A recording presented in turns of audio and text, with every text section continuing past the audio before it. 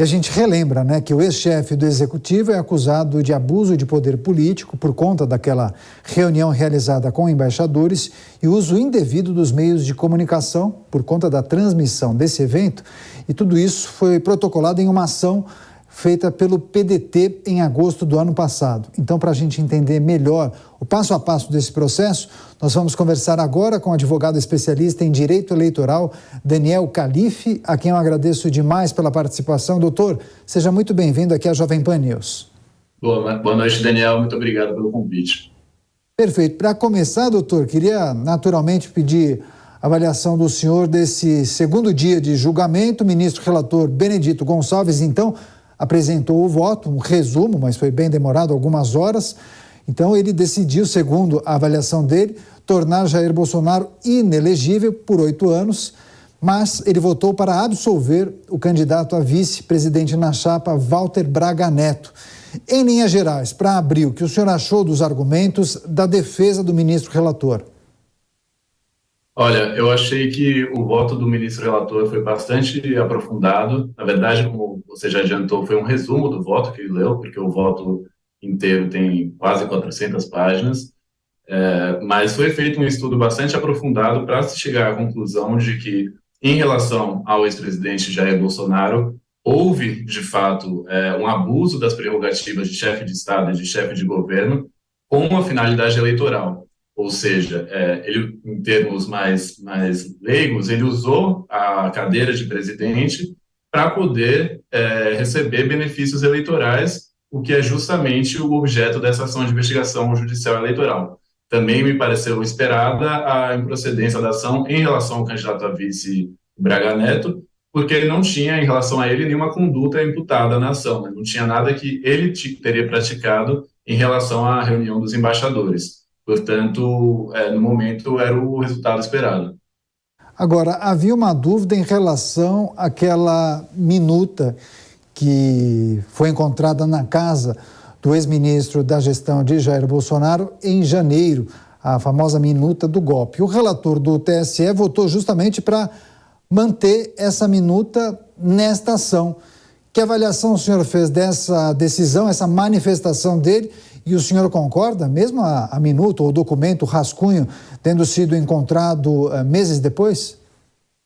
Uma coisa que é importante em relação à inclusão dessa minuta no processo e a avaliação dela para a tomada de decisão é que na petição inicial, ou seja, logo no início do processo, a acusação que se tinha contra Jair Bolsonaro não era exclusivamente da reunião com os embaixadores. O que se tinha ali era uma acusação que imputava ao presidente uma série de condutas, um ataque sistemático à credibilidade da justiça eleitoral, à credibilidade das urnas eletrônicas e ao nosso processo democrático.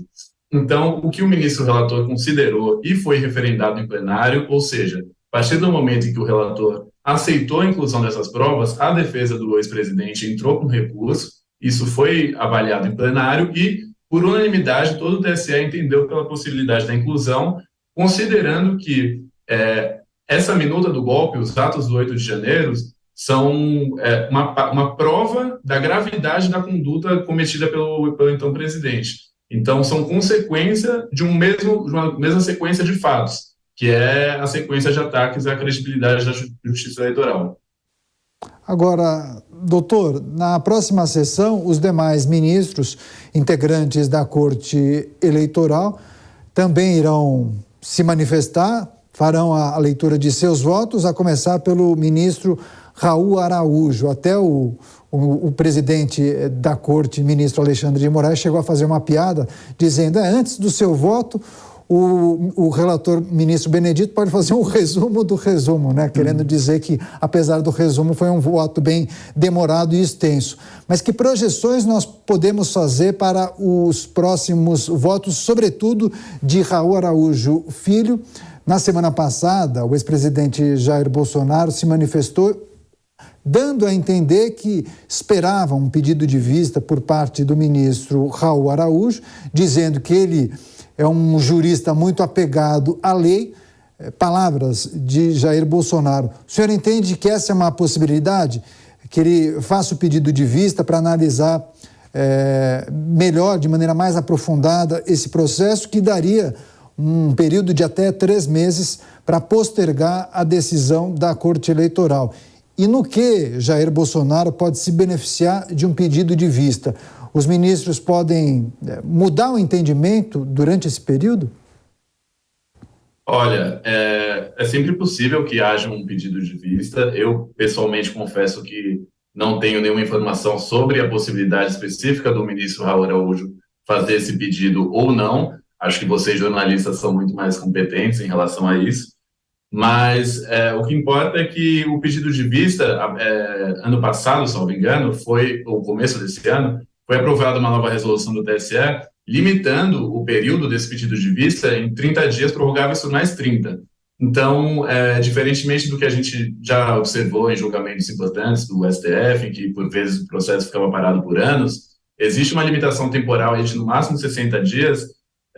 Então, ainda que, eventualmente, isso possa vir a postergar uma decisão, isso não seria realizado por tempo ilimitado. Então, claro, com um pedido de vista e a apresentação de um voto divergente, é possível que outros ministros se convençam a votar com a divergência, né? Portanto, contra o relator e contra a aplicação da sanção de inelegibilidade.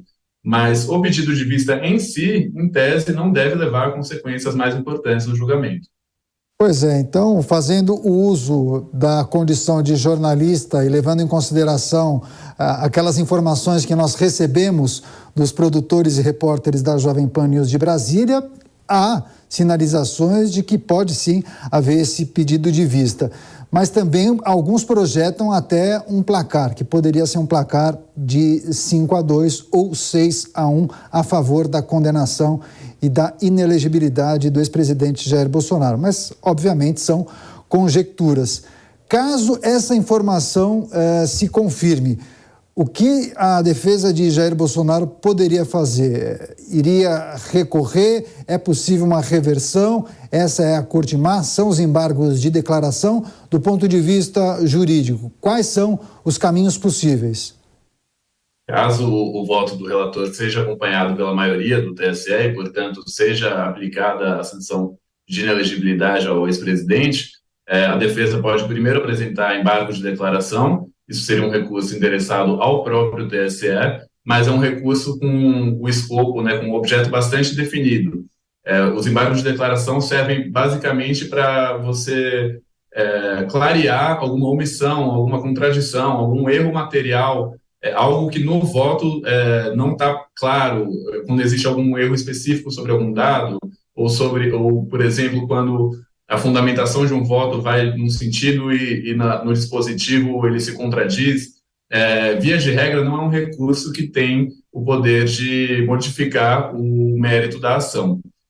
Depois dos embargos de declaração, existe a possibilidade ainda de apresentação de recurso extraordinário, aí seria dirigido ao Supremo Tribunal Federal, ao STF, com a peculiaridade de que no recurso extraordinário é necessário demonstrar uma violação à Constituição. Então, o Supremo Tribunal Federal não analisaria o mérito por si da ação, né, as provas e tudo que foi discutido, mas sim se a decisão do TSE violou, de alguma forma, a Constituição Federal. E vale adiantar, nesse caso, que 3 dos ministros do Tribunal Superior Eleitoral também são ministros do STF. Então, já seria possível ter aí uma sinalização de como eles poderiam votar no eventual recurso destinado ao Supremo. Estamos conversando com o advogado especialista em direito eleitoral, Daniel Calife, justamente sobre esse segundo dia de julgamento que pode tornar o ex-presidente Jair Bolsonaro inelegível. Agora, doutor Daniel, é importante lembrar que há outras 15 ações contra o ex-presidente Jair Bolsonaro que também podem levá-lo à inelegibilidade. Caso ele venha a ser condenado em uma ou mais ações, as penas se acumulam? Como funciona? Como é feito esse cálculo? Esse é um ponto importante que eu já vi algumas pessoas se confundindo. A pena de inelegibilidade relativa a uma eleição é aplicada, são 8 anos, contados a partir das eleições em que foi praticada a conduta. Então, ainda que ele venha a ser condenado nas 16 ações, não existe soma, não existe multiplicação da sanção, ele ficaria inelegível pelos mesmos 8 anos, ainda que em razão de eventuais 16 condenações. Perfeito. E agora, para a gente fechar, a partir da próxima quinta-feira teremos o voto dos demais integrantes da Corte Eleitoral. Trata-se de um processo demorado, são defesas muito bem embasadas pelos ministros, pelos integrantes da Corte. Sempre há muitas referências e são votos que perduram por horas. É normal esse tipo de procedimento? É um rito demorado mesmo? São mais 6 votos a serem expostos ali na Corte Eleitoral. Caso os ministros não consigam concluir na sessão de quinta-feira, isso deve ser estendido até sexta, é isso? Por se tratar especificamente de uma ação que envolve um ex-presidente, acaba sendo comum que os votos sejam mais aprofundados, sejam mais extensos, o que levou, nesse caso, já, né, a uma prolongação do julgamento. Agora, a expectativa que se tem é que os outros votos, pelo menos a leitura dos outros votos, não demorem tanto quanto a leitura do voto do relator. O ministro relator, né, por ser o relator do processo, é comum que o voto dele seja mais extenso e que ele ocupe um tempo maior da sessão para explicar seus motivos. Então, eu diria, e claro, um palpite, mas eu diria que há uma expectativa razoável de que o julgamento se encerre na própria quinta-feira. Certo, vamos aguardar. Se o senhor puder, por gentileza, volte mais vezes para a gente conversar sobre os desdobramentos dessa decisão da Corte Eleitoral. Advogado especialista em direito eleitoral, Daniel Calife, a quem eu agradeço demais pela participação. Doutor, boa noite e até a próxima. Muito obrigado, boa noite.